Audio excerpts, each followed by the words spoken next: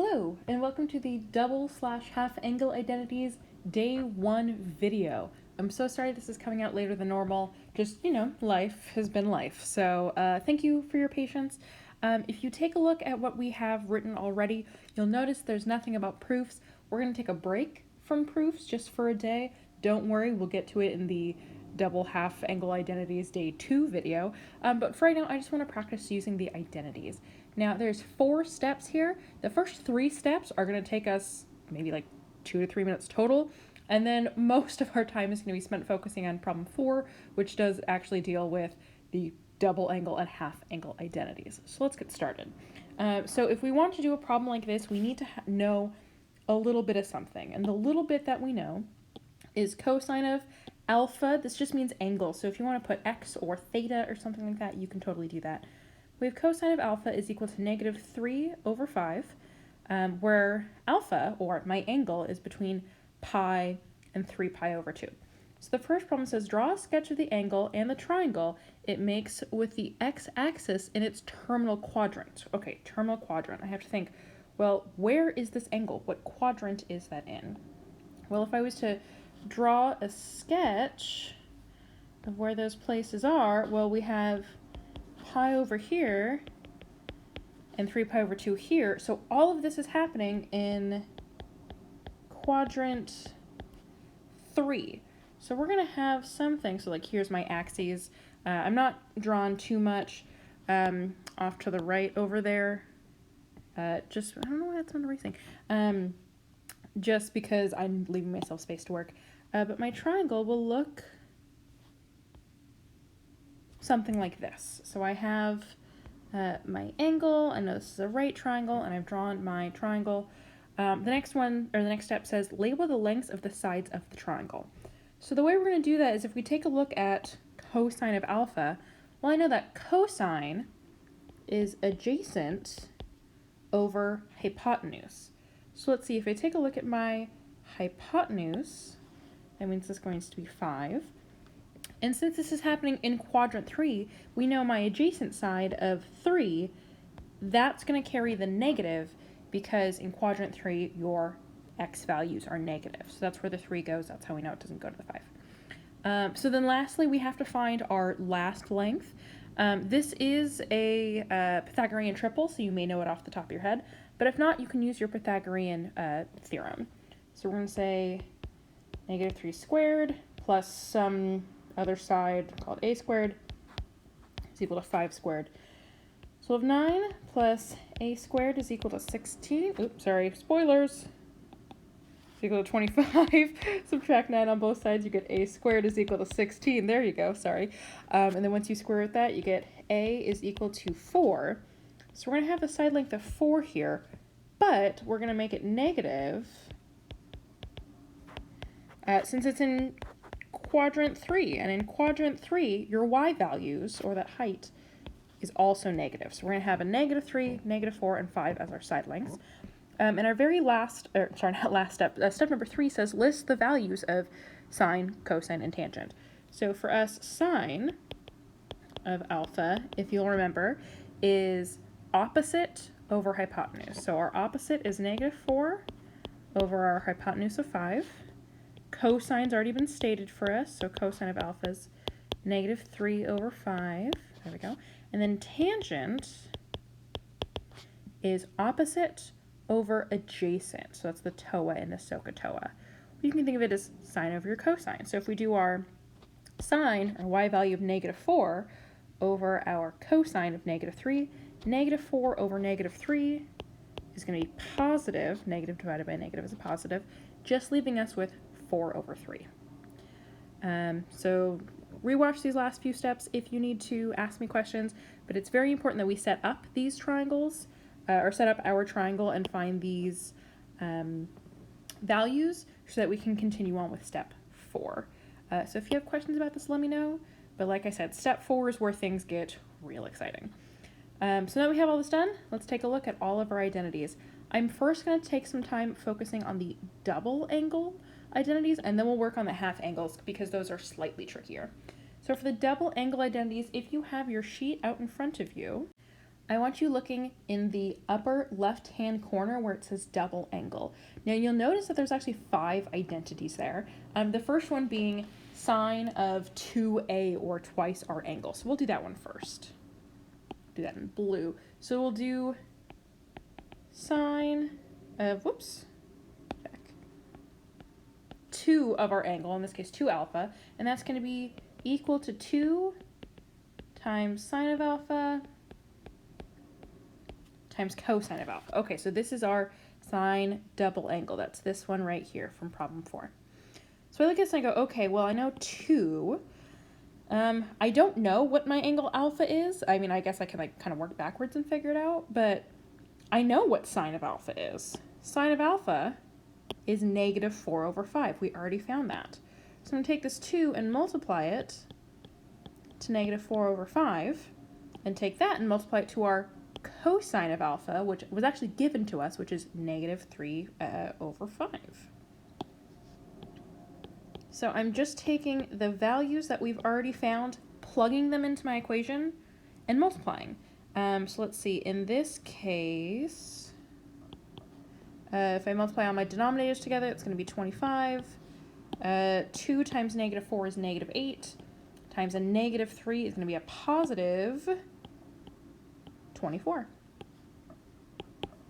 And there you go. That's all you need to do to find your double angle for sine. For cosine, if you're taking a look at your identity sheet, you'll notice that there's 3 different equations you can use.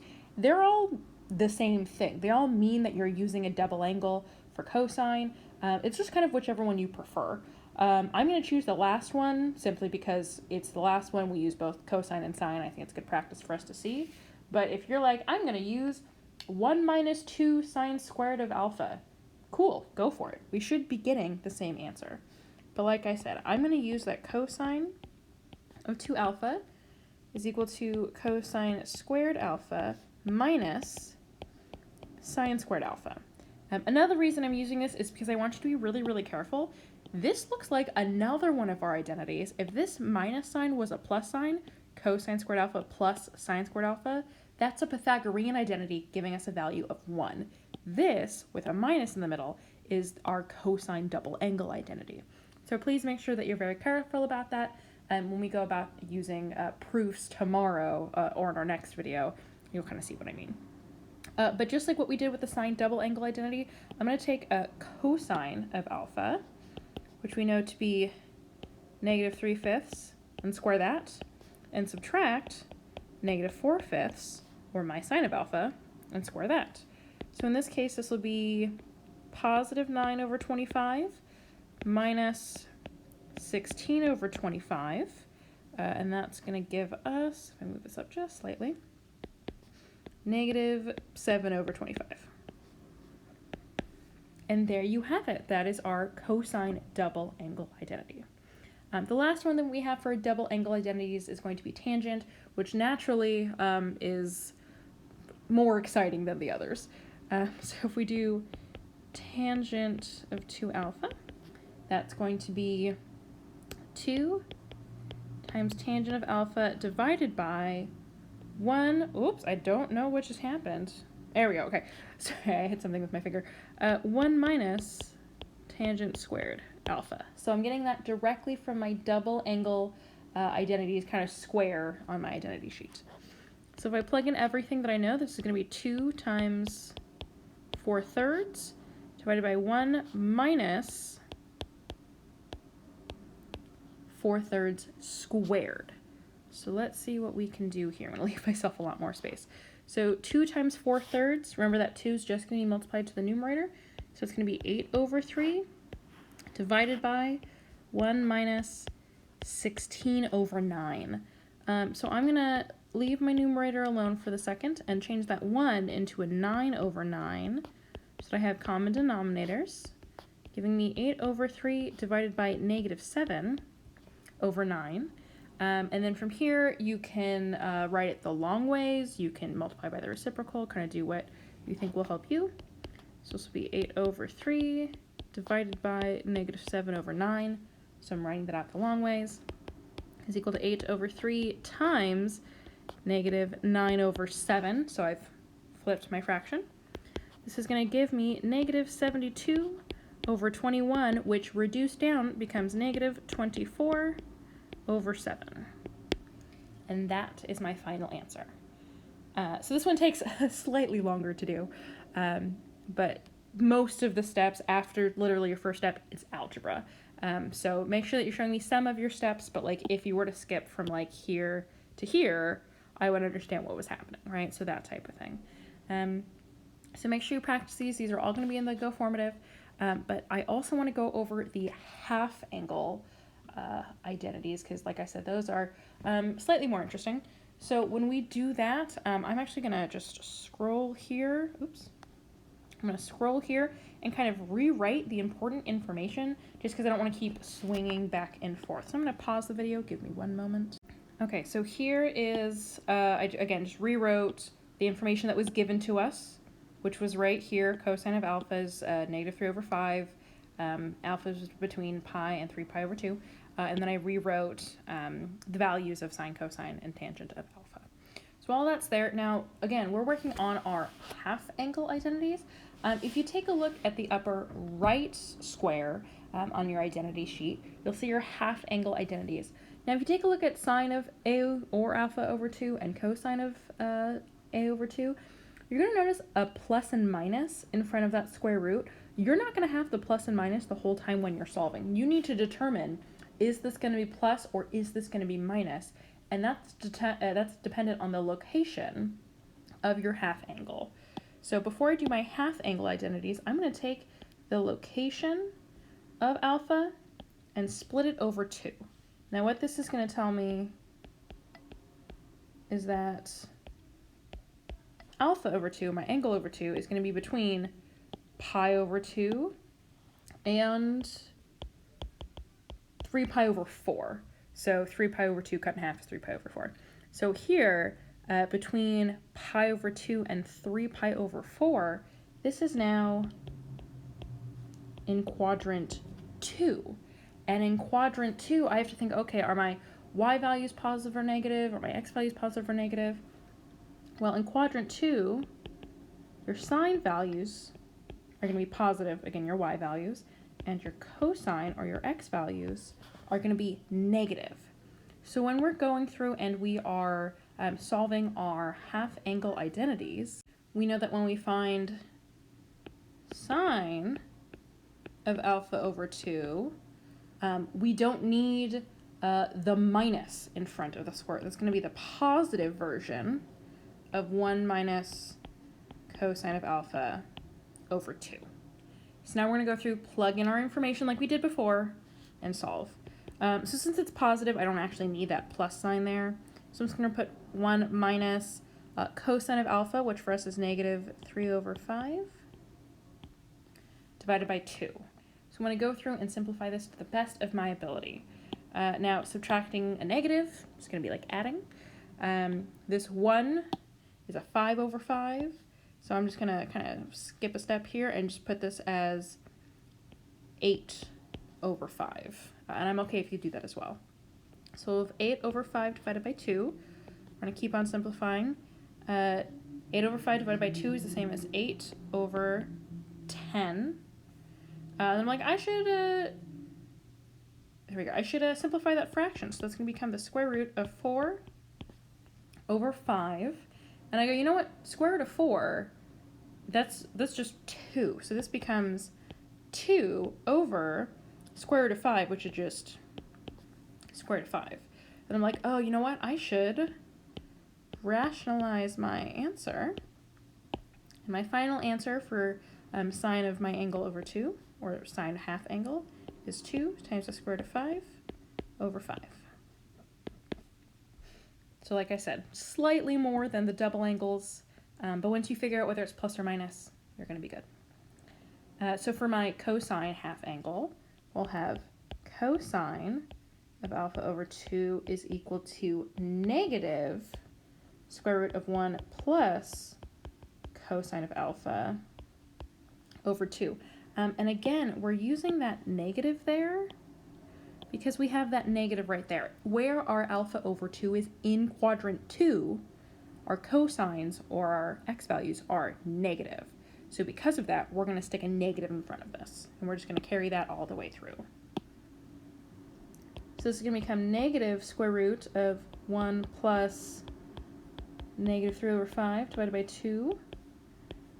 Remember that 1 is the same as 5 over 5, so it's like having 5 over 5 minus 3 over 5, giving us 2 over 5 divided by 2. So if we simplify that, that's the negative square root of 2 over 10. Reduce your fraction, and we get negative square root of 1 over 5. Just like what we did before, square root of 1, that's just 1. So this becomes negative 1 over square root of 5, which is just square root of 5. So I'm going to multiply top and bottom by square root of 5. And we get our final answer of negative square root of 5 over 5. And there you have it. This is the one and only time where tangent of anything is easier than the sine and cosine version. If you take a look at the identities list that's on the Canvas page, it lists a few different tangent half-angle identities. The one I'll be using is the one on our identity sheet. It only lists one, and that's going to be tangent of alpha over 2, or a over 2, is equal to 1 minus cosine of alpha over sine of alpha. The reason this one's slightly easier is because you don't have to worry about that plus and minus stuff. This is just the equation. It's fairly straightforward. So that we just plug in our values. So this would be 1 minus negative 3 over 5 divided by negative 4 over 5. We already know from finding our sine half angle that 1 minus a negative 3 over 5 is 8 over 5. It's going to be divided by negative 4 over 5. You can use your strategy of writing this the long way and then multiplying the reciprocal if that helps. But I can also go, hey, both of these denominators are 5. And since those are the same, we can just cancel them out and get 8 over negative 4, which is also known as negative 2. And we can be done. So again, I think the trickiest thing with the half angles is just determining for sine and cosine whether it's going to be positive or negative. Again, that comes from knowing the location of the half angle. So take what you already knew, the location of alpha or beta or theta or whatever you're using, split that in half and determine, hey, what's going on in that quadrant. So again, no proofs for right now. We'll get to that a little bit. But this is using our double angle and half angle identities to find some exact values. If you have any questions, please let me know, and I look forward to seeing you tomorrow.